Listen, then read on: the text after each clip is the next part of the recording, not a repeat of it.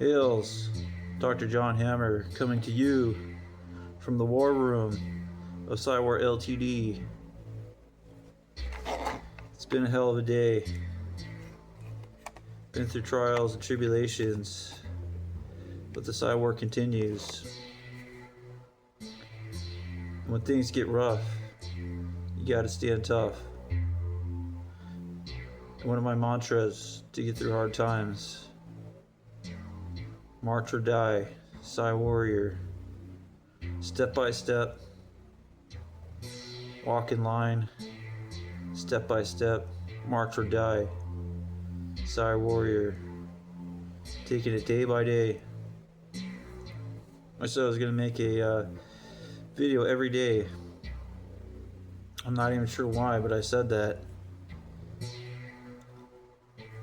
I'm gonna continue to do that even though it was a hard day.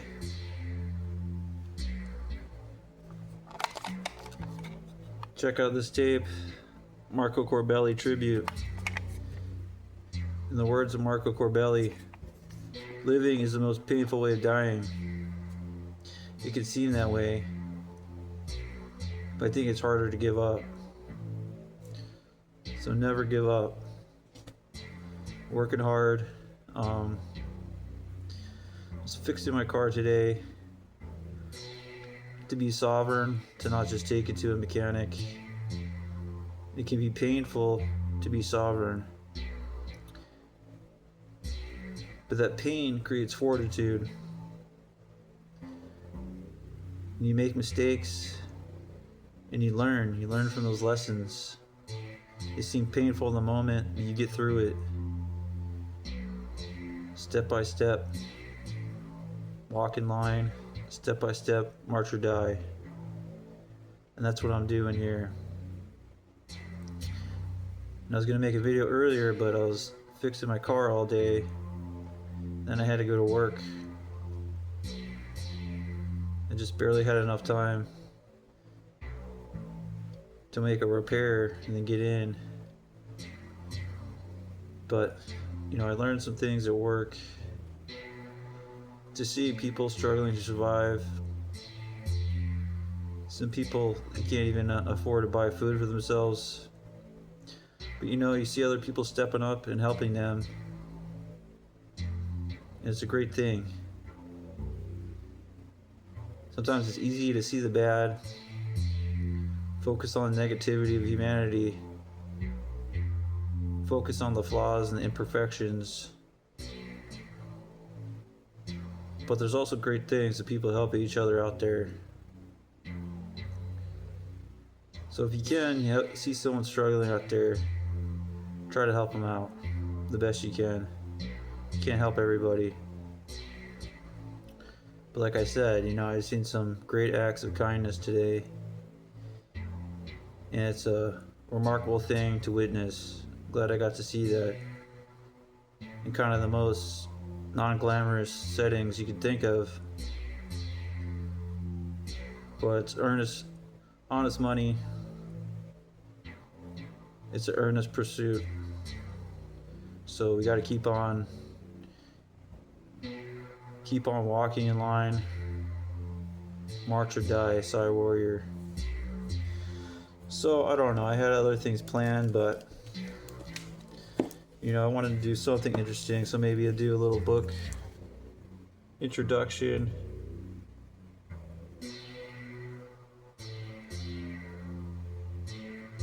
You can see that. The Measure of the Universe. Isaac Asimov. It's quite an interesting book. I don't know if I agree with everything in it. Let's see here. So basically it's talking about all the measurements of the universe. Let's start with step 9 for whatever reason.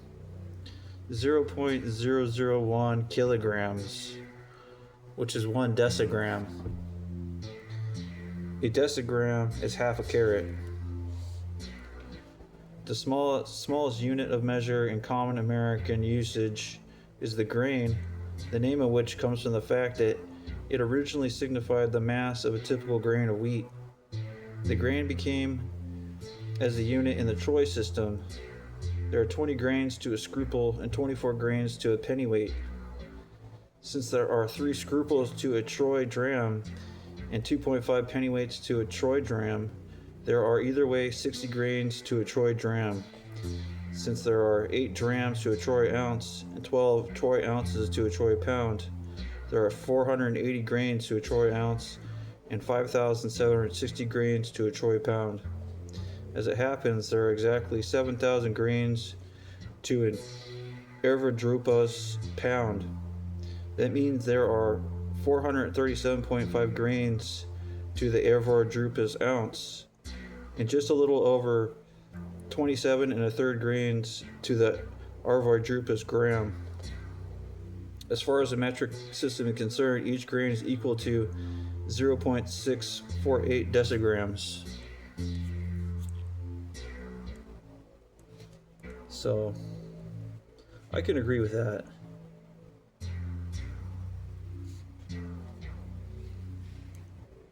And the next step, let's just keep going one more. Step 10.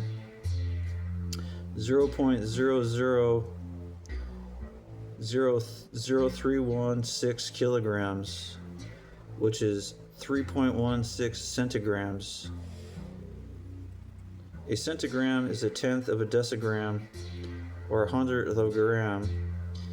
And once again, while permitted in the SI version of the metric system, this is a unit that is very rarely used. Water oozing from a small aperture will form drops that will have a mass of about 6 centigrams each. A grain, as I pointed out in the section above, is equivalent to 0.648 decigrams and therefore to 6.48 centigrams. It follows a drop of water is just under a grain in mass, and 6 drops of water will weigh about a gram. So, hopefully that's interesting. It basically talks about every measurement of the universe. Take it or leave it. And, yeah, just before I close out, I think I'm on about, should be now 48 hours into a fast. So, just trying to push myself hard this year, even though I don't really agree with it being a new year. You think about the Gregorian calendar, none of it really makes any sense. Like I said before, December should be the 10th month, right? Deci, 10. October should be the 8th month, Octo. But it doesn't make any sense. Why use those prefixes? Were the people that created the Gregorian calendar that foolish? Perhaps they weren't. Maybe they thought that no one's going to question or no one's going to think about this anyways. But how many people do? How many people wonder what January means? How many people wonder what Janus and the resolution means to the two-faced God? And my fast has anything to do with the resolution. I just think it's healthy to do once in a while. And it's easy on the pocketbook to go many days without food. So I think my goal is 72-hour fast. I'm at 48 hours now. 24 hours to go to get there.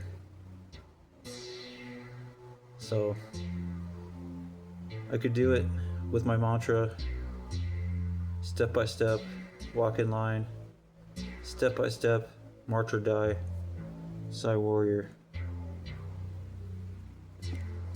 And that's all for Dr. John Hammer tonight.